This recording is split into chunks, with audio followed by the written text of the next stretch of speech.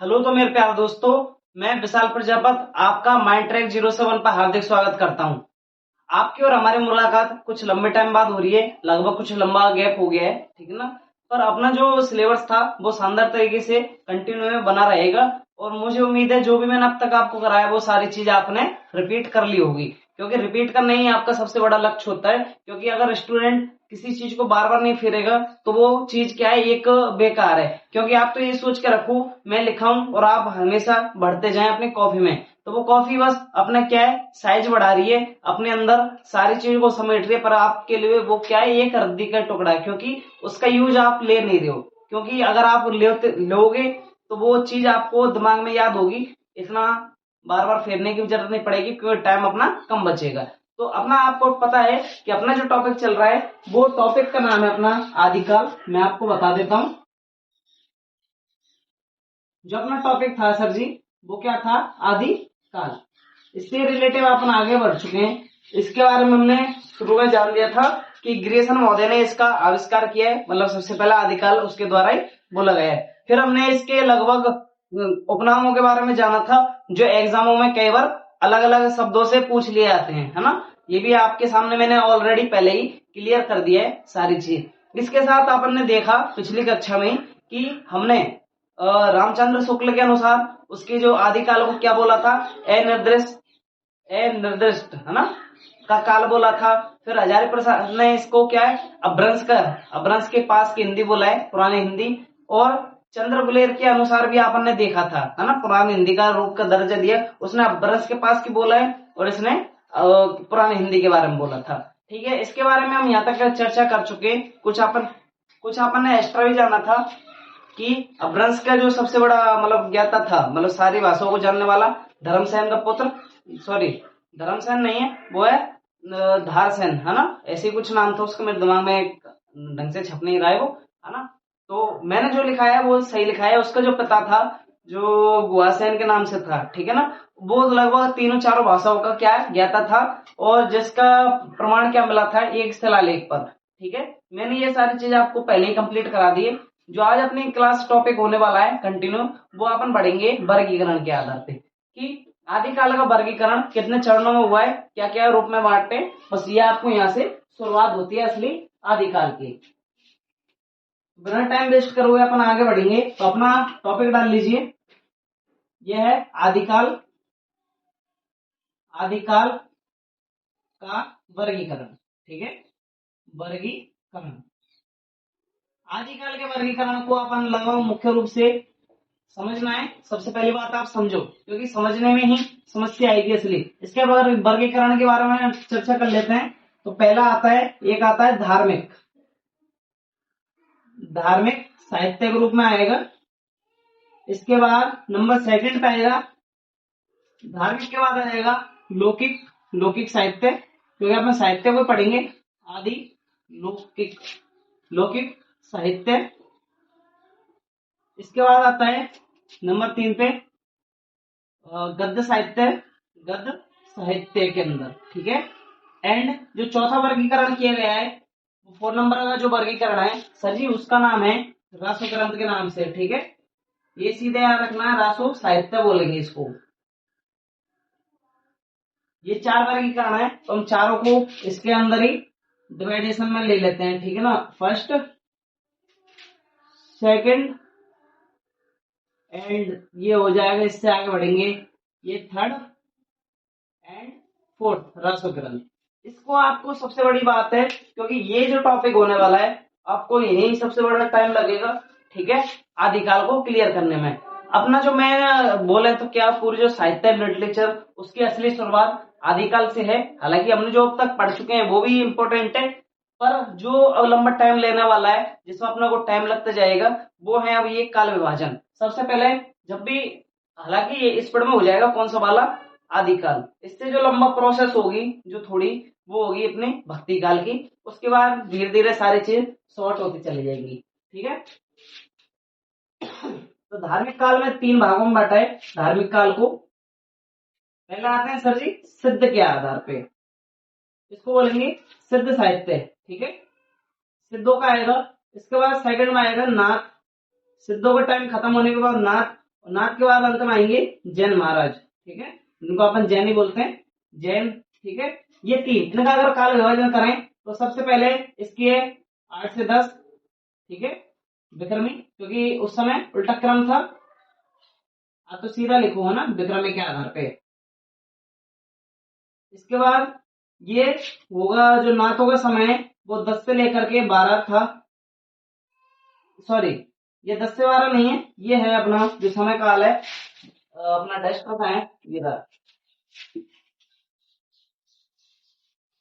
सुनिए भाई, जो इनका तो काल ये ठीक है, पर इनका जो 12 से लेकर के 14 है नाथों का, और जैनों का जो उद्भव हुआ है 13 से लेकर के 14 विक्रमी के अंदर हुआ है, समझ गए। ये इसका साहित्य है। लौकिक साहित्य की बात करें जो अपने आप में फेमस है, सबसे पहला आपको मिलेगा ढोला मारो द दोहा, ढोला मारो द दोहा, ठीक है, प्रसिद्ध रचना है। इसके बाद ढोला मारू के बाद आपको मिलेगी जयप्रकाश, जयप्रकाश वे, मतलब दो हैं एक साथ, है ना, जयप्रकाश, जय मयंक चंद्रिका, जय मयंक चंद्रिका, चंद्रिका, ठीक है। इसके बाद आपको मिलेगा, जैसे ही हम ढोला मारो कंप्लीट करेंगे जय चंद्रिका आएगी, जय चंद्र, मतलब ये दोनों एक साथ आएंगे, ठीक है ना। इसके बाद आएगा अपना कौन सा, एक आएगा अपना पहेलियां, पहेली, गलत लिख दिया है ना, पहेली, ठीक है। पहेली आएगी अमीर खुसरो की, मैं आपको क्लियर बता दूं, अमीर खुसरो, ठीक है, अमीर खुसरो के बारे में। अंत में पढ़ेंगे विद्या वाले की, विद्या, सॉरी विद्यापति की पढ़ेंगे अपन, जिसका नाम है पदावली, ठीक है, पदावली भी इंपॉर्टेंट है, ठीक है। इसमें यार अपना शायद एक रह गया है, कोई बात नहीं है, मैं बता दूंगा, ठीक है। अगर गद्य की बात करें तो इसमें 3 भाग हैं, ठीक है। पहला आएगा राउल,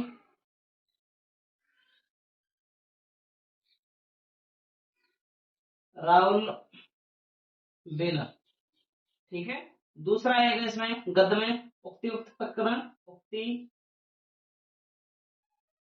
उक्त प्रकरण, प्रकरण, ठीक है। इसके बाद आएगा नंबर 3 पे वर्ण रत्नाकर, वर्ण रत्नाकर, ठीक है। जैसे ये कंप्लीट होगा इसके बाद अपने आएंगे 6 रासो ग्रंथ, जिनके बारे में लगभग आपने कभी पहले जरूर पढ़ा होगा। पहला आता है पृथ्वीराज रासो, पृथ्वीराज, फर्स्ट में आएगा पृथ्वीराज रासो।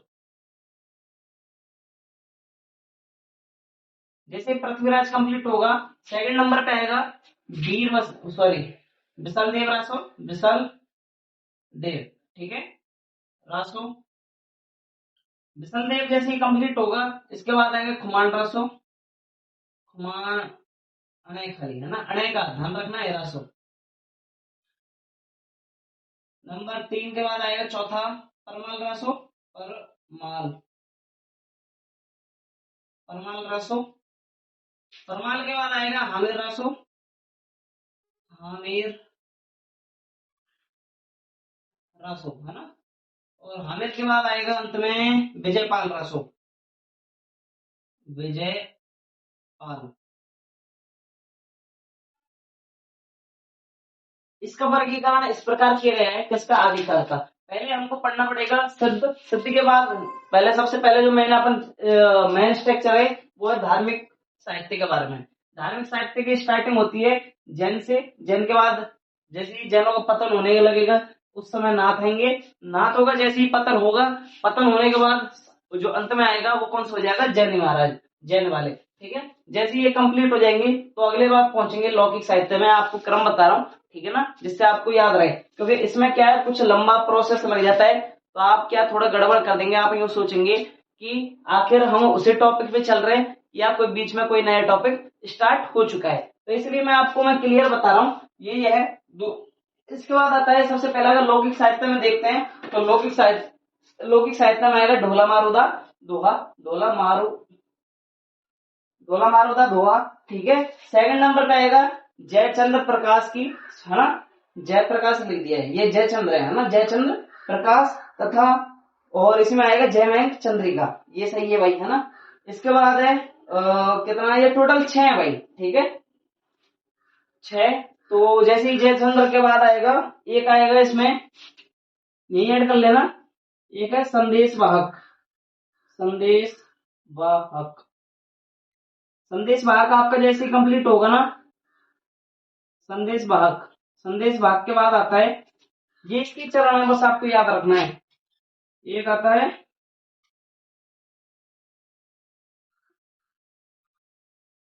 बिलास के नाम से कुछ है ना, मैं आपको ऐड करवा दूंगा ना, बिलास, रामविलास, हाँ बिलास के नाम से लगभग लगभग कुछ है, इसको छोड़ देना फिलहाल आप, है ना, स्पेस बना लेना, जैसे याद आएगा आपको ऐड करवा देंगे। इसके बाद पहेली आएगी, पहेली के बाद विद्यापति आएगा अंत में, फिर गद्य पहुंचेंगे राहुल वेला, ठीक है, उक्तयुक्त प्रकरण और वर्ण रत्नाकर, फिर इसके बाद अपन रासो ग्रंथ पे जाएंगे। इस स्ट्रक्चर को आप एक बार उतार लीजिए, ठीक है। मैं बोल रहा था ना कि ये जो है इसका पूरा नाम, इसका विलास था ना, तो इसका पूरा नाम आप वो ऐड कर लेना पहले ही। तो इसका नाम है बसंत विलास के नाम से, मैं कह रहा था ना कुछ रचना है एक, बसंत विलास, या आप ऐड कर लीजिए। फिर अपन आगे बढ़ेंगे सबसे पहले धार्मिक साहित्य की ओर, ठीक है। धार्मिक साहित्य आपका थोड़ा सा वक्त लेगा, और इसके बाद ही अपन आगे की ओर चल जाएंगे, ठीक है। धार्मिक साहित्य की ओर चलेंगे।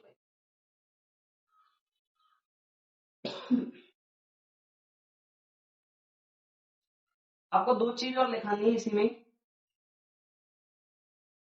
उसको क्या अपन, हालांकि ये तो सही है यहाँ तक की, है ना, और अपने को और ऐड करना पड़ेगा थोड़ा सा, कि इसकी जो वर्गीकरण, हालांकि ये तो वर्गीकरण बिल्कुल राइट है, सही है, और इसमें क्या आपको दो चीजें एक्स्ट्रा नोट में ऐड कर लेना।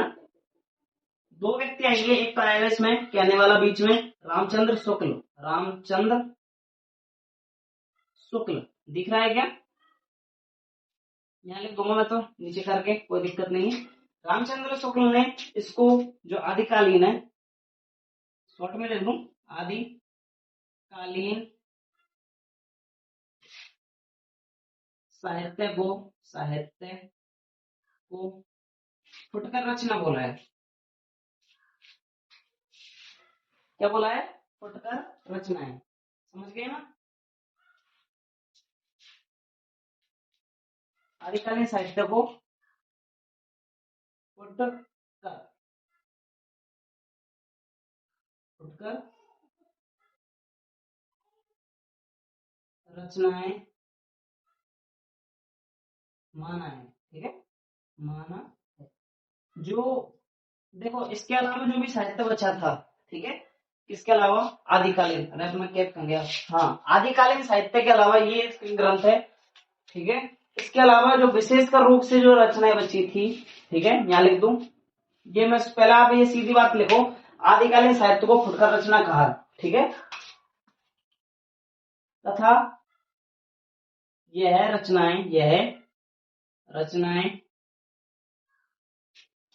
शेष शेष शेष साहित्य, जो बच गए ना इनके अलावा साहित्य, शेष साहित्य ब्रैकेट में लिख लेना, विशेषकर मतलब इंपोर्टेंट, विशेषकर धार्मिक साहित्य को, विशेषकर कौन सा, धार्मिक साहित्य, मैं शॉर्ट में लिख दूं, धार्मिक साहित्य को कहा, समझ गए। धार्मिक साहित्य को क्या बोला था इसने, शेष, ठीक है, विशेषकर जो धार्मिक साहित्य है वो क्या है, फुटकर रचना है, क्योंकि उस समय क्या है, इतना बोलबाला नहीं था, इतना ज्ञान नहीं था, स्टार्टिंग का समय आप देख रहे होंगे, सबसे पहले है ना उल्टा क्रम चलता था उस टाइम, ये विक्रम में लिखा है, अपन का ध्यान रखना।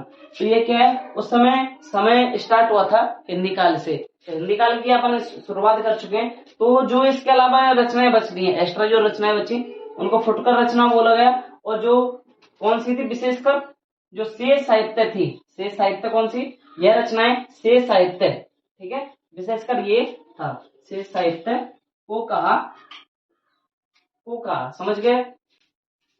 नंबर सेकंड पे आता है डॉक्टर नगेंद्र। डॉक्टर नगेंद्र ने इनको इनको आदिकालीन, ठीक है ना, इनको हिंदी स्वतंत्र रचनाएं माना है। हिंदी स्वतंत्र स्वतंत्र साहित्य माना। डॉक्टर नगेंद्र ने क्या बोला है कि जो शेष बची हुई है ना, वो किसी क्रम में नहीं लिया है। अरे ये क्या हो गया, चल रहा है भाई, है ना कैमरा अपना। इसकी जो लाइटिंग थी वो एकदम से ऑफ हो गई है, इससे क्या लगा था कि शायद कैमरा बंद हो गया है ना। कोई बात नहीं है, आवाज तो सही आ रही है ना। सुनो, फुटकर रचनाएं ये समझ में आ गया। तो डॉक्टर नगेंद्र ने क्या बोला, जो शेष रचनाएं थी इस वर्गीकरण के जो शामिल नहीं हो पाई है, वो सारी क्या है, स्वतंत्र साहित्य है हिंदी के अंदर। ठीक है, तो ये कंप्लीट है, इसको उतार लीजिए। अब चलेंगे अपन धार्मिक साहित्य की ओर।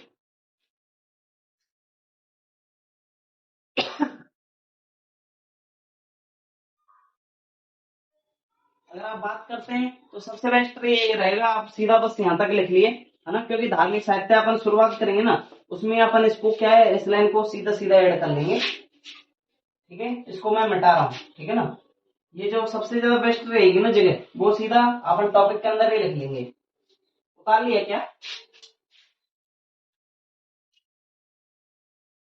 मिटाऊं? ये वाला रह गया होगा थोड़ा सा। चलो एक आध मिनट और देख लेते हैं।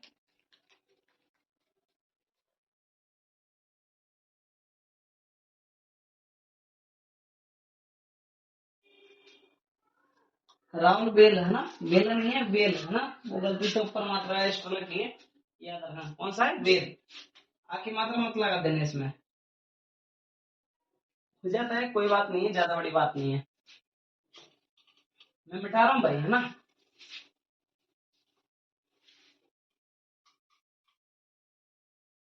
ये सारी बाकी की जो क्रम है बिल्कुल सही है भाई, ठीक है ना। आदिकालीन में सबसे पहले हमने वर्गीकरण को समझा है, और वर्गीकरण में सबसे पहले अपन किसको पढ़ेंगे, आप अपनी नोटबुक का ध्यान रखना, ठीक है। तो सबसे पहले जो आने वाला है वो है अपना धार्मिक साहित्य। फर्स्ट वर्गीकरण में अगर आप बात करते हैं तो कौन सा आएगा, धार्मिक। ये बड़ी समस्या है, धार्मिक साहित्य, समझ गए। धार्मिक साहित्य का मतलब समझ रहे होंगे कि जो किससे रिलेटिव है, धर्म से रिलेटिव है, ठीक है ना। तो सीधी सीधी बात करेंगे कि क्या क्या कहानी है इसमें, क्या नहीं है।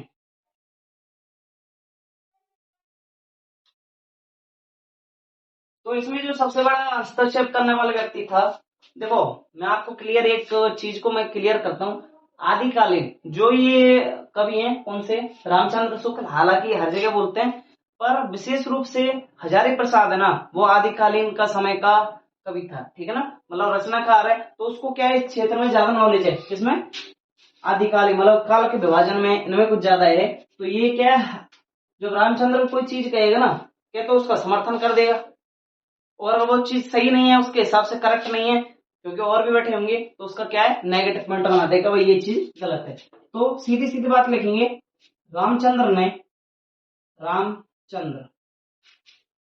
शुक्ल ने रामचंद्र शुक्ल ने आदिकालीन आदिकालीन आदिकालीन साहित्य को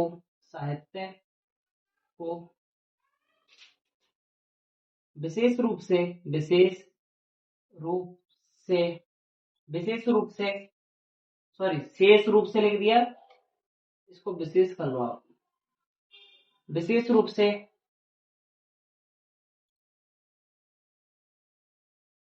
शेष बचे साहित्य, कौन सा बच्चा था, मैं बता दूंगा, है ना, शेष बचा साहित्य, कॉमा लगा के लिख रहा हूं, धार्मिक साहित्य को इस विधा से, इस विधा से अलग अलग माना तथा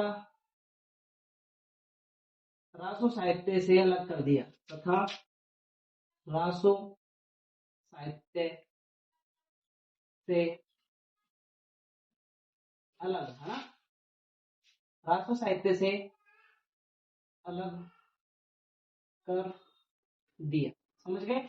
तो सीधी सी बात है, विशेष रूप से साहित्य का क्या प्रदर्शन किया है, जो आदिकालीन साहित्य है ना, विशेष रूप से धार्मिक साहित्य है, उसको और रासो ग्रंथों को, ठीक है, रासो जो ग्रंथ है वो आदिकाल के मान रहे हैं कि जो रासो ग्रंथ है रामचंद्र शुक्ल, वो वैलिड मांग रहा है कि ये सारी चीज अच्छी है, ठीक है, ये चीज सही है, प्रमाणिकता है। और अगर बात करते हैं अपन धार्मिक साहित्य के बारे में, तो धार्मिक साहित्य को इसने क्या बोल दिया है, इस विधा से बिल्कुल आउट कर दिया है कि ये इसके अंदर नहीं हो सकता, मतलब कि विशेष रूप से इसको अलग कर दिया है धार्मिक साहित्य को। ये इसका पॉइंट था। इसी के बीच में प्रस्तुत होते हैं सेकंड नंबर पे अपना आचार्य हजारी प्रसाद, ठीक है, सीधी सीधी बात लिखनी है, हजारी प्रसाद द्विवेदी, द्विवेदी। वह एक और व्यक्ति आएंगे जो अपने आप में प्रचलन में, ध्यान रखना, राहुल संस्कृतायन, संस्कृतायन, ठीक है, क्रिया को सही बना लेते हैं,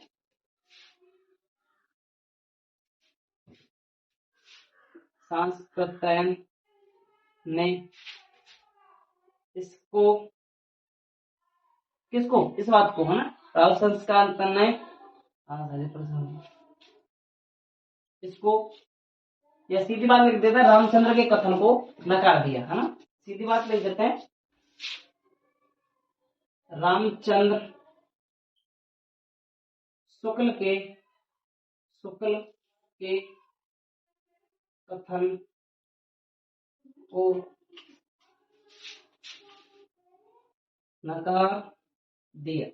ये ध्यान रखना, ये जो दो खिलाड़ी आपके सामने देख रहे हैं, दो नए नाम, हजारी प्रसाद और राहुल संस्कृतायन, ठीक है, ये एक अपने आप में बहुत बड़ी क्या बोला, बहुत बड़े आदमी है, ठीक है, इन्होंने क्या बोला है, बहुत बड़े आदमी, मतलब ये क्या है, हर चीज को अगर आप सोचिए, जो सब चीज का लीड करता है कौन, रामचंद्र शुक्ल, उसके कथन को नकार दिया दोनों ने मिलकर के, ठीक है। चलिए इसका तो मान लेंगे हजारी प्रसाद का, ये तो टक्कर में खड़ा रहता है, पर इसके सामने एक और व्यक्ति आ गया जिसका नाम है राहुल संस्कृतायन, है ना, और अगर नकार है तो सीधी बात है इन्होंने भी कुछ बोला होगा, ऐसा तो नहीं हो सकता है, नकार दिया, यहां लिख देते हैं, इन दोनों ने आदिकाल को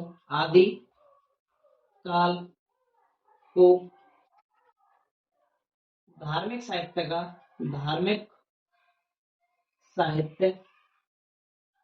का एक अभिन्न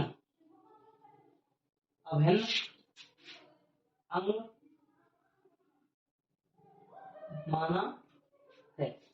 कि मतलब ये कहना चाहते हैं, सीधी सीधी बात मैं बोल दूं, कि जो धार्मिक साहित्य है ना भाई साहब, आदिकाल का जो धार्मिक साहित्य है, उसके बिना जो आदिकाल आप पढ़ रहे हैं, आप जो समझा रहे हैं, वो सारा कैसा है, व्यर्थ, मतलब उसका क्या, वो बिल्कुल अंग है। अगर आप बात करते हैं सीधी बात कि अगर पेड़ की बात कर रहे हैं, तो उसमें से अगर अपन जड़ को निकाल दें तो पेड़ कभी आगे ग्रो नहीं कर सकता, बढ़ नहीं सकता। तो ऐसी ये चीज कहना चाहते हैं, अगर हम इसमें से आदिकाल को अलग कर दें, सॉरी, आदिकाल में से यदि हम धार्मिक साहित्य को अलग कर दें, तो उसके बिना, तो वो तो ऐसा ही है जैसे कोई पेड़ बिना जड़ के, मतलब ये कैसा है, बिल्कुल बेकार, कुछ नहीं आगे बढ़ सकता।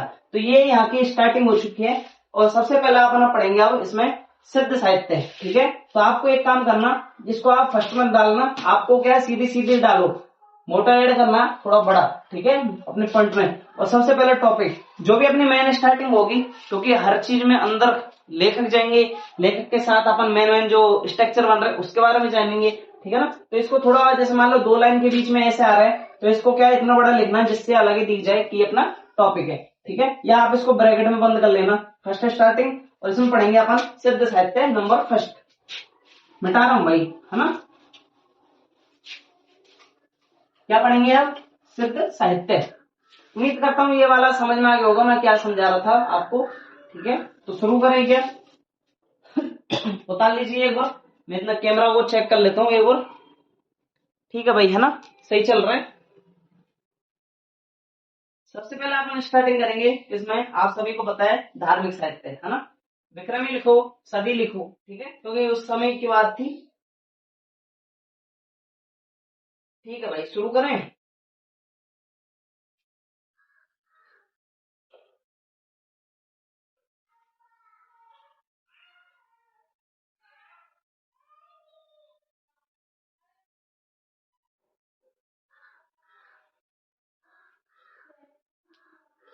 क्योंकि आपके सामने जो पेश होने वाला है ना, वो बहुत खतरनाक आइटम है। ठीक है, धार्मिक साहित्य में सबसे पहले मैं पढ़ रहा है, अपन क्या पढ़ेंगे। मैं आपको ये पूरा बोर्ड इसलिए खाली कर रहा हूँ क्योंकि आपको सारी चीज अच्छे से एक ही फॉर्मेट में समझ में आए, क्योंकि यहाँ से समझना आपका इम्पोर्टेंट ज्यादा है। ठीक है, उतार लिया होगा।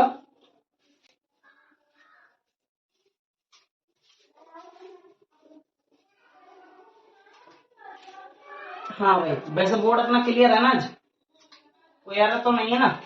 ठीक है भाई, सुनिए, अब शुरू करते हैं अपना मेन स्टार्टिंग। यहाँ से होगा सिद्ध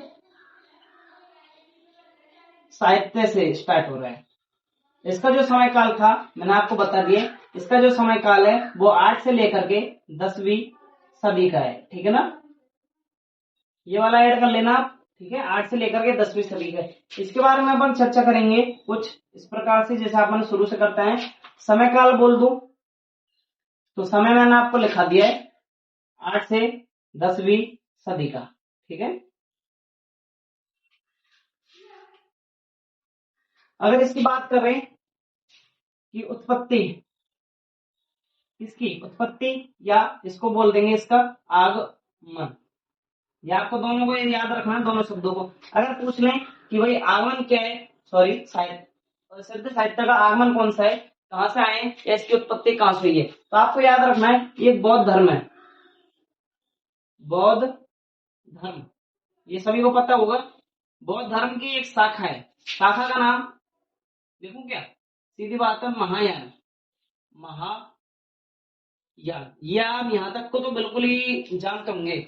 महायान की भी एक शाखा है, महायान की लिख दूं उपशाखा, उपशाखा। ये तो क्या है, शाखा, ये शाखा। उपशाखा का नाम है, आपको याद रखना, वज्रयान। वज्रयान, यहां से ये उत्पन्न हुए। कौन कौन हुआ भाई, उत्पन्न ये हुए सिद्ध साहित्य। आखिर सिद्धों का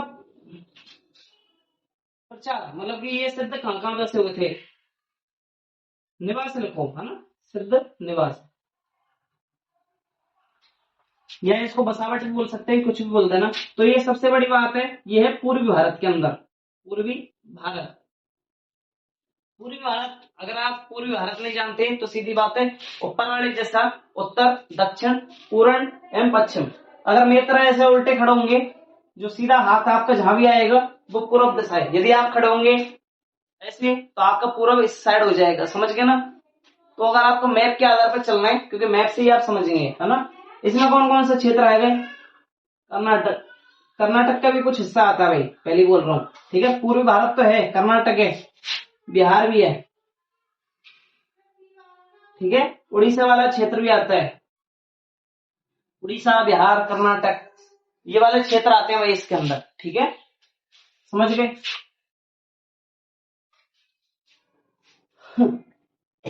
को अपने को क्या है ना, कोशिश तो पूरी रहेगी शॉर्ट करने की, क्योंकि ऐसे शॉर्ट नोट्स जो शॉर्ट बनाएंगे ना उससे ज्यादा काम चलेगा।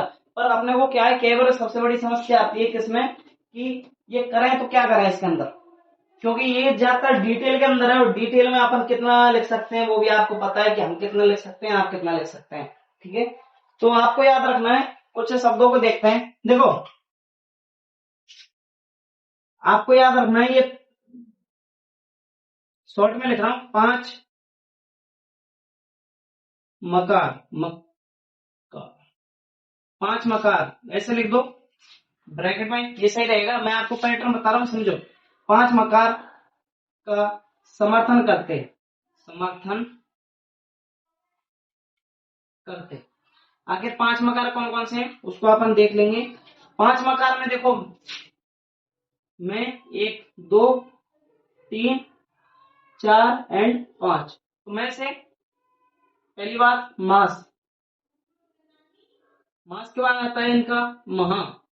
महा मतलब सबसे ज्यादा अपने को क्या करना है, मैं आपको सारी चीज को बता दूंगा। महा, मास, मछली, मछलियों का सेवन करते भाई। मदरा, मदरा को अपन नशीले पदार्थ में मदरा, मदरा मतलब कि दारू, नशे, नशे वाला है ना ये पदार्थ। और इसके बाद आता है मैथुन। ठीक है, ये 5 मकार है भाई। कितने? 5 मकार। पूछ लें कि 5 मकार कौन कौन से हैं या 5 में, समझ गए। अंत में क्या लगाते? सिद्ध। नाम के अंत में, नाम के अंत में लगाते। तो सीधी बात है क्या लगाते? पा लगाते, पा शब्द। ठीक है, समझ गए ना। इसको फुल स्टॉप कर दो यहाँ जिससे आपको याद रहेगा। पा हो गया। अगर पा की बात कर लें, पा का मतलब क्या होता है? पा का अर्थ, पा का अर्थ होता है चरण या पैर। पैरों को पूजने वाले, पैरों को पूजने वाले मतलब ये क्या, अपने नाम के पीछे पा लगाते हैं। जैसे कि आपका नाम के पीछे पा नहीं लगा सकते हैं, है ना, तो नाम बिगड़ जाएगा आपका। तो सुनिए, जैसे कि सरेपा, तो पा का मतलब होता है उनके जो चरण है वो कैसे पूजनीय है, मतलब कि जो भी संत है, सॉरी सिद्ध है, उनके चरण कैसे पूजनीय योग, इनके आधार पे। इनकी भाषा लिख लो एक, इनकी भाषा बड़ी काम की अपने। भाषा है सिंधिया। ठीक है, कौन सी भाषा है?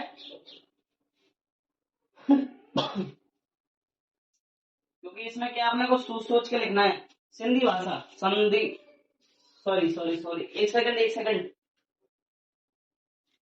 संधा भाषा है ना, संधा, संध भाषा, संधा, संधा, संध, संध भाषा है ना। इसको थोड़ा सही कर लेना है क्यों, इसलिए बोलता हूँ 1 मिनट क्या रुकना चाहिए अपने को भी। संध भाषा, ठीक है, इसका ये प्रयोग करते, प्रयोग क्या करते, ये प्रयोग करते तंत्र में। इनको मैं बाद में लिखूंगा, या तो बता लिया क्या। इनके साथ है ना एक चीज याद रखना, ये अपने संग में वो क्या बोलते हैं, लेडीजों को रखते हैं, है ना, सिद्ध भी बोलते हैं। ठीक है, अपने साथ क्या रखते हैं, अपने चेलियों को रखते हैं। और चेलियां कौन सी जाति की होती है, जिसको अपन चेलियों को बोलेंगे योगनी। ठीक है, योगनी है, ये अपने पास क्या रखते हैं, योगनी रखते हैं। मैं आपको बता दूं,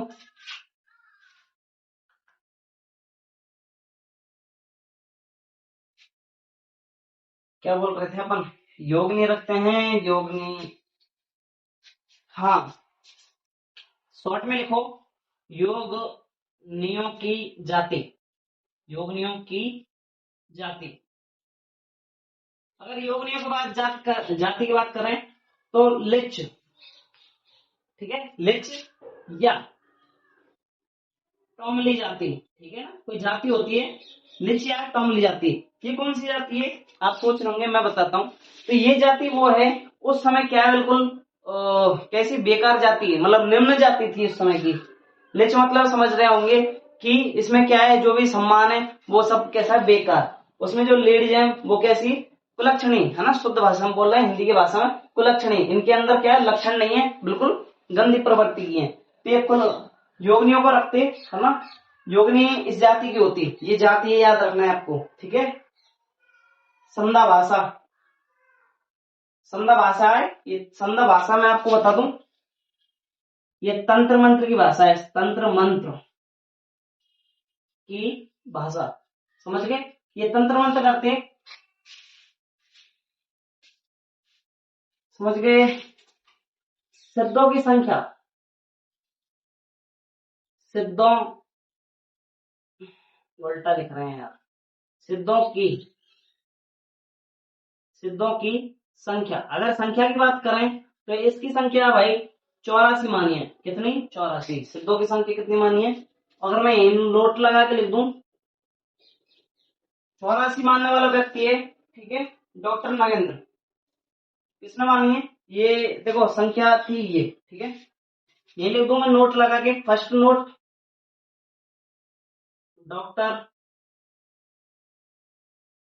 नगेंद्र, डॉक्टर नगेंद्र ने, नगेंद्र ने 84 मानी। इनकी संख्या कितने मानी? 84। एक व्यक्ति आएंगे जिसने संख्या 86 से सॉरी 86 नहीं 70 76 76 से लेके 78 तक मानी है, ठीक है ना? कितना मानी है? दूसरा व्यक्ति आ जाएगा, आपको नाम याद रखना है, डॉक्टर नगेंद्र और एक वर्ण रत्नाकर, रत्ना, एक बार देखो नीचे तक दिख रहा है कि नहीं दिख रहा है, ये तो देखो दिख रहा भाई, अपना स्टेज लास्ट वाला दिख रहा है ना, वर्ण रत्नाकर, रत्नाकर। आदत है याद रखना और नैनल है, ठीक है, मैं पहले ही बोल रहा हूँ, फिर भी और सही करने की कोशिश करते हैं, हो जाता है तो, क्योंकि अपने पास जगह नहीं है। वर्ण, ठीक है भाई, वर्ण रत्नाकर की जो संख्या थी वो 76 से लेकर के 78 है, समझ गए? कितनी है? 76 से लेकर के 78। ये अपना कैमरा हिल गया था थोड़ा सा, अरे यार क्या हो गया है, एक सेकंड यार दोस्तों, एक मिनट, एक सेकंड, ठीक है भाई, परफेक्ट आ रहा है ना? वर्ण रत्नाकर ने कितनी संख्या मानी है? 76 से लेकर के 78, समझ गए? तो इसको उतार लीजिए, फिर अपन क्या है इसको थोड़ा लाइनों के अनुसार लिखेंगे, उसमें अपने को टाइम लगने वाला है थोड़ा सा, तो इसको उतार लीजिए। अपना तो बस है ना अभी सिद्ध का बस इंट्रोडक्शन हो पाएगा, आगे नहीं हो पाएगा, मतलब कि कोई भी अपन लेखक वगैरह को नहीं कर सकते अभी, क्योंकि टाइम ज्यादा चला जाएगा, ठीक है? समझ में आया? उतार लिया? उतारो।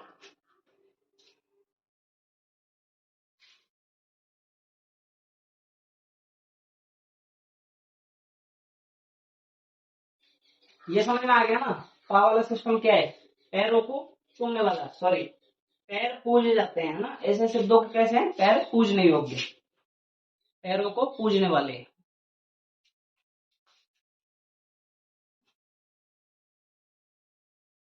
जिनके पैर पूजे जाते हैं वो वाले शब्द कौन से लगा सकते हैं? पूजने वाले, पैरों को पूजने वाले सिद्ध, उल्टा हो जाएगा, पैरों को पूजने, पैरों, इसको थोड़ा सही कर लेते हैं, पैरों को पूजने,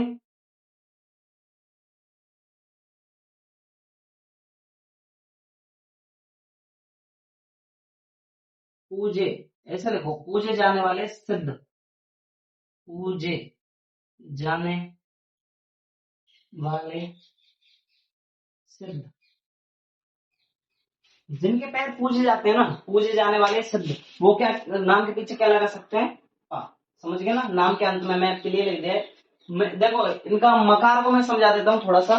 महा साहब सभी जानते हैं, महा का मतलब होता है ये स्वयं को बड़ा मानते हैं, कोई भी देवी देवता उसमें क्या नहीं मानते, विश्वास नहीं करते, ठीक है?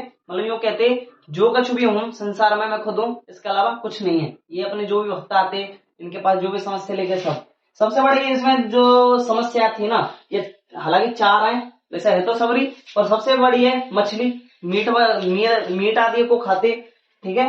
दारू पी के पड़े रहते। जैसे ये काम हुआ, ग्राहक आया, भाई ग्राहक की कोई भी समस्या से आई, तंत्र मंत्र विद्या करती है, योग वगैरह करें, योग मतलब कि योग क्या बोलते हैं उसको, हवन वगैरह कर देते, उनसे रुपए ऐंठ लेते, दारू पी के पड़े रहते, यदि काम नहीं आता मैथुन क्रिया करते, मैथुन का मतलब सहवास, ठीक है, संबंध बनाते, ठीक है? अपने पास एक लेडीज रखते जिनका नाम योगिनी कहलाता, और योगिनियों को क्या बोलते? ये योगिनी होती तोमल जाति, तोमली या लीप जाति की, ठीक है? ये सारी चीजें आपने उतार ली होगी। आप बढ़ते हैं अपन आगे की ओर।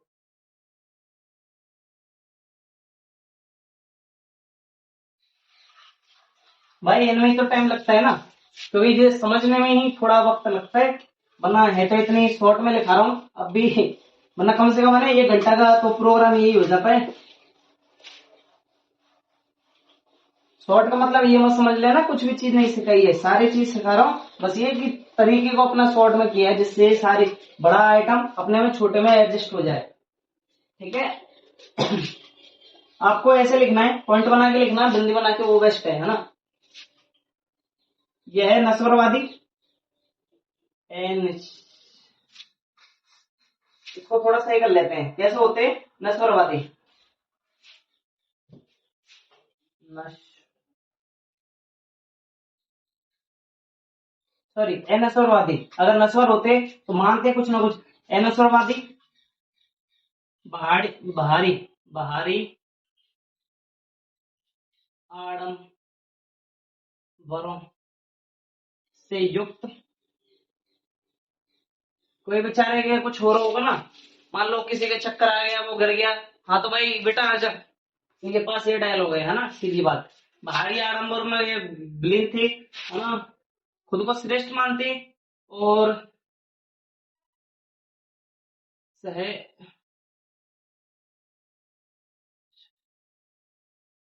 सहवास, सहवास क्रिया करते, सहवास आदि में लिप्त लिप्त रहते।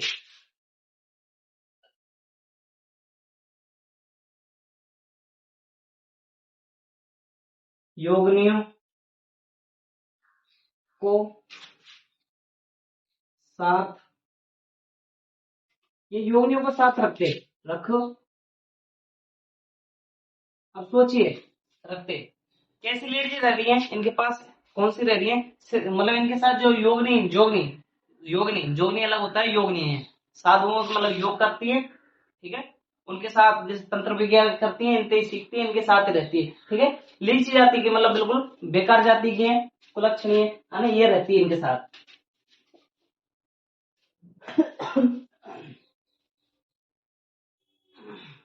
सजीवी भाषा थी, ये मैंने आपको लिखा दिया है। अगर बात करें योगनी, योगनी है, देखो योगनियों का नाम, योगनी के नाम, कम से कम 4 योगनियां थी जो इनका नाम प्रचलन में है, ठीक है, 2 3 एंड 4, 1 2 3 4। एक है लक्ष्मी करा, मेखल पा, मेखल पा, समझ गए, मेखल पा, लक्ष्मी करा मेखल पा, ठीक है, 2 और रह गए हैं, कोई बात नहीं है, सहवास करते हैं, हाँ। इसके बाद एक और चीज लिख लेते हैं अपन, यह है महासुख, महासुखवादी, यह महासुखवादी थे, तथा बड़ा सुख, बड़ा सुख, जो बड़ा सुख रखते हैं ना, बड़ा सुख सहवास को मानता है, सहवास को मानते, समझ गए भाई, यही सबसे बड़ा कारण है इनका, कौन सा, 5 मकार, सबसे बड़ी कारण है 5 मकार। 5 मकारों का इन्होंने ऐसा प्रयोग किया है कि सहवास तो उसके अंदर आ रहा है, 5 मकारों का कारण ही इनका क्या होता है, पतन होता है। पतन का मतलब लास्ट में जाके जो जनता है, ठीक है, वो इनके पास जाना छोड़ देगी, और धीरे धीरे इनकी क्या है, जो संख्या है समाप्त हो जाएगी। संख्या से एक चीज याद आई, आपको याद रखना है इसी में, ये बख्तियार खिलजी है, बख्ती बख्ती बख्तियार बख्तियार खिलजी, ठीक है, बख्तियार खिलजी ने नालंदा, नालंदा व, उस समय तीन तीन थी, है ना, मैं बता दूंगा, नालंदा व विक्रमशिला, विक्रमशिला पर आक्रमण कर, आक्रमण करके इनको तितर बितर कर दिया। इनको इन आखिर ये कहां से निकले असली, यहां से। इनको तितर बितर तितर बितर कर दिया। आगे समझ। हाँ, इनकी एक दो क्या बोलते हैं, एक भाषा और थी, है ना। ये रचनाएं जो करते हैं ना, पहली बात रचनाएं, ठीक है। सिद्धों की जो शैली थी वो थी, हाँ सिद्धों की शैली, है ना, ये याद रखना है। स्टार लगा दूंगा इसकी जगह। सिद्धों की शैली, शैली अलग होती है भाई, भाषा अलग है। सिद्धों की शैली, इनकी जो शैली थी वो है दोहा चौपाई। दोहा चौपाई। दोहा चौपाई शैली कैसे है मैं बताता हूँ आपको। दोहा बोलते जो सबको समझ में आ जाएगा, आपको आ जाएगा, हम लोगों को भी आ जाता, मतलब वहां की जनता थी ना उस टाइम की, उनको समझ में आता। पर जैसे ये चौपाई पे आगे की ओर बढ़ेंगे ना, मतलब दो लाइन ऐसी बोलते हैं जो सभी को समझ में आ जाए, उसके बाद जो बाकी की आगे लाइन बोलेंगे वो शुद्ध भाषा की थी। कौन सी? संधि भाषा की, संध भाषा की थी, तंत्र वाली। तंत्र विद्या वगैरह को कोई नहीं जानता। कौन जान सकता? क्या तो योग नहीं उनके साथ रहती है, सीख रही है क्या वो खुद, ठीक है। तो ये दोहा चौपाई का प्रयोग करते इस शैली का, कुछ समझ में आती किसी को, कुछ नहीं आता, तो ये वाला फॉर्मेट अपनाते। समझ गए? उतार लीजिए। अगर इनकी बात करें तो देखो, एक है मणि, है ना।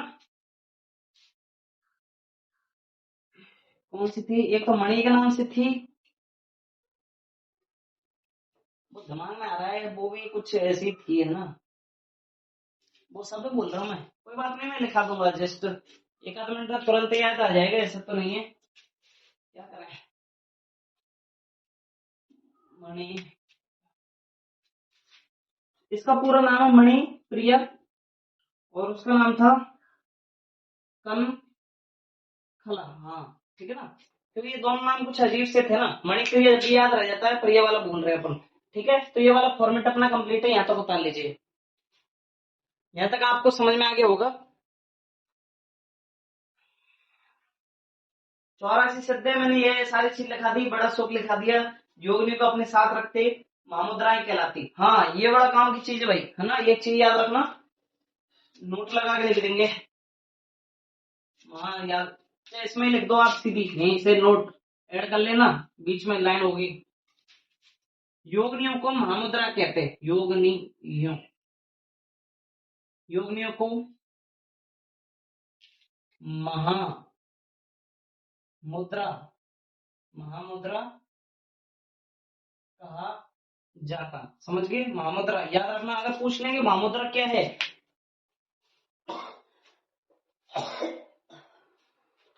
तो इसका मतलब कोई रुपए वगैरह की बात नहीं हो रही है, उन लेडीजों की बात हो रही है जो इनके साथ रहने वाली व्यक्ति है। ठीक है, समझ गए? ये वो आपका कंप्लीट हो गया है।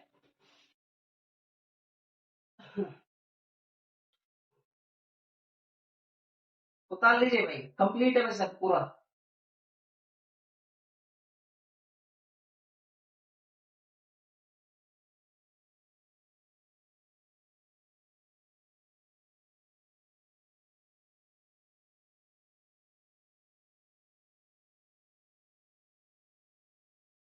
अनिश्चयवादी थे, भारी आरंभ से युक्त थे, सहवास आदि में इसमें विलीन थे।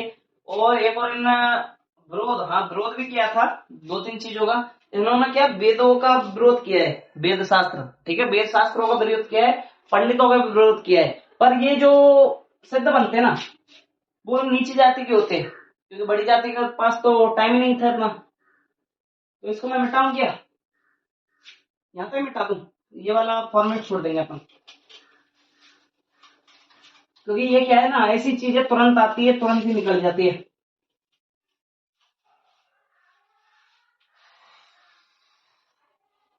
हाँ, तो आगे बढ़ लेते हैं थोड़ा सा, ये सहवाज ये कंप्लीट है भाई, ठीक है ना।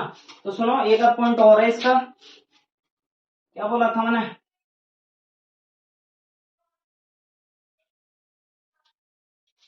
एक लिखो सिद्ध।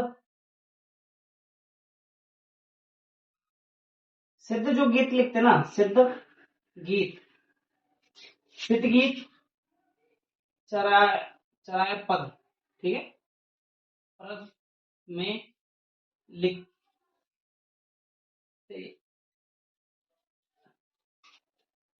चराय पद, पतंग और दवा, ठीक है ना, बड़ा हो गया थोड़ा सा, ठीक है। चराय पद में लिखते, समझ गए। विरोध विरोध विरोध याद आ गया, विरोध। इन्होंने जो विरोध किया ना सर जी, ये तो क्या है, वेद साहित्य का, वेद शास्त्रों, वेद शास्त्रों का विरोध किया है। ब्राह्मणों, ब्राह्मणों का विरोध किया। तीसरा जो लास्ट पॉइंट है, सिद्ध निम्न जाति के लोग बनते हैं, निम्न जाति के लोग बनते। ये हो गया सिद्ध आपका कंप्लीट भाई, पूरा ए टू जेड आपको कंप्लीट अपना, समझ गए भाई। सिद्ध कौन सी जाति के, निम्न जाति के। आपको पता होना चाहिए कि जो वर्ण व्यवस्था की गई थी ना, पहले कर्म पे आधारित थी, ना कि कोई जातियों पे।